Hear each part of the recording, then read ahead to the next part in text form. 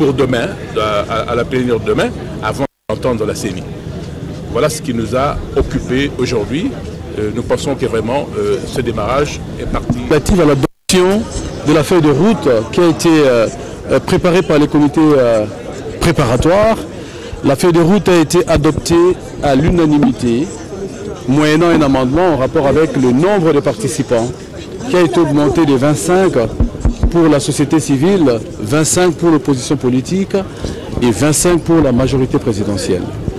De deux, nous avons posé la question de l'activation de la libération de prisonniers politiques et de médias fermés et demandé à ce que des mesures soient accélérées afin de permettre à nous autres de nous sentir à l'aise par rapport à nos propres revendications, mais à ceux de nos collègues qui sont encore dehors de pouvoir rejoindre les dialogues si tel est l'argument essentiel qui fait qu'ils ne puissent pas venir avec nous. Là-dessus, le ministre de la Justice, co-modérateur de son État, a dit qu'une commission a été mise en place et qu'elle est en train de travailler pour que les choses soient faites le plus vite possible. Mais nous avons demandé, l'opposition comme la société civile, de faire partie de cette commission afin que les choses soient plus accélérées. Mais ce qu'on peut noter aussi aujourd'hui, c'est que nous sommes mis d'accord sur le fait qu'il faut constituer des groupes thématiques, et ça sera fait demain. Mais aussi, la CENI doit venir présenter son évaluation du processus électoral. Comme vous savez, le premier point à l'ordre du jour, c'est l'évaluation du processus électoral. Et c'est la question centrale du dialogue que nous avons aujourd'hui. Et nous avons insisté sur le fait, souhaité par ailleurs, qu'il y a l'évaluation de la CENI, il y a l'évaluation de l'OIF, il y a l'évaluation des autres organismes qui ont fait le même travail pour nous permettre de nous doter de matériaux nécessaires pour les décisions à venir. Et donc ce travail va être fait demain et nous espérons que pendant ces temps, le ministre de la Justice, le gouvernement va faire un effort pour que les préoccupations que nous avons soulevées en rapport avec les prisonniers et les médias soient le plus vite possible levées. Vous ajoutez là tout ça les lots na kati ya dialogue, je crois ezali na ba oyo bazali mieux placé pour na transmettre message mais biso pour na kozala kaka ba oyo toujours kobunde la jeunesse.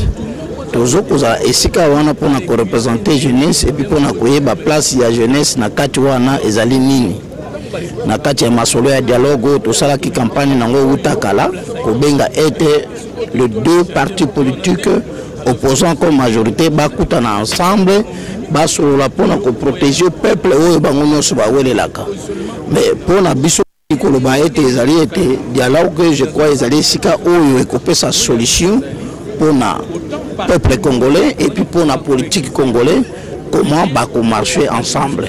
Oui. Si solo vous allez pour le peuple, si solo vous allez pour le peuple congolais, c'est là où Esika ou beaucoup qui arrange le problème de la politique. Et allez na kati ya lisolo to bengi dialogue. Donc je pense pas que ceux qui ozawana solo pour na kubundela peuple et puis place oyo bat bazo ko sangana pour na ko sola likambo ya peuple yobo ya koya. Il faut koya pour te koyoka oyo nini message opposition comme majorité bazali na yango. Donc oto batikali baya. Merci. Au peuple congolais ou un groupe de peuples congolais, nous le faisons. On n'a pas besoin pour cela d'être remercié par qui que ce soit. Aujourd'hui, les gens qui sont libres, vous allez dire que c'est négatif ou c'est bon. C'est pourquoi nous voulons poursuivre la même démarche.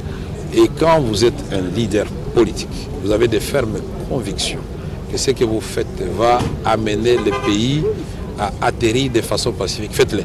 Mandela avait été au début charrié par tout le monde, n'est-ce pas? Et après, il a arraché un accord aux Blancs. Il était vice-président et après il a gagné les élections, son président était devenu son vice-président. Donc nous devons savoir que chaque jour qui passe, tout le temps que nous perdons, c'est renforcer les glissements et nous allons du glissement à la glissade. C'est dangereux. Oui, ça, ce n'est pas ma façon de voir des choses. Pour ceux qui m'avaient suivi à Lusaka ou à Sun City ou à Pretoria ou à Luanda ou à Nituri ou à Dar es Salaam ou à Kampala, parce que j'ai quand même participé à plus de 8 accords, je sais que ça démarre toujours difficilement. Je suis certain que ceux qui sont dehors, s'ils constatent qu'effectivement nous ne sommes pas venus ici pour violer la Constitution, nous ne sommes pas venus ici pour donner un 3e mandat au président Kabila, nous sommes venus uniquement pour donner un calendrier électoral dans le strict respect de la Constitution, ils vont nous rejoindre parce que nous disons la même chose.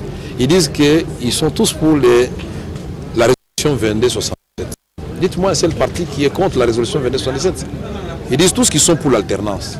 Ils disent tous ceux qui veulent les élections le plus rapidement possible et dans le respect de la Constitution.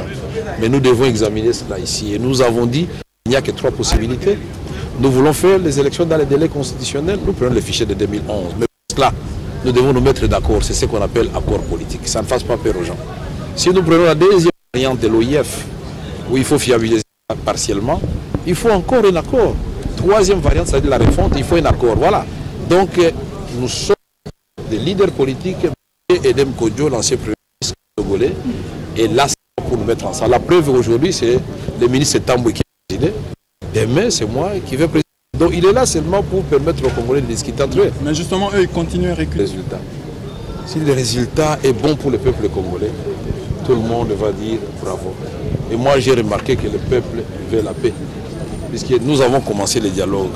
Dans d'autres circonstances, quand il y a des forums que le peuple refuse, on n'a pas besoin d'appeler à la violence ou à faire ceci, cela. Vous voyez le calme qui règne à Kinshasa et dans tout le pays, le cœur s'arrête pour voir est-ce que c'est que Caméré et les autres vont faire là-bas, ça sera de la trahison ou ça sera pour sauver la nation.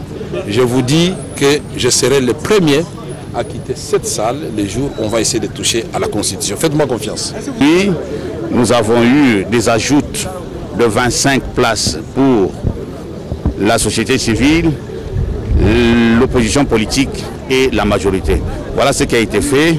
Et en plus de ça, nous avons examiné la feuille de route qui a été élaborée pendant le préparatoire. Elle aussi a été formellement adoptée par la plénière. Voilà l'essentiel du travail qui s'est fait aujourd'hui.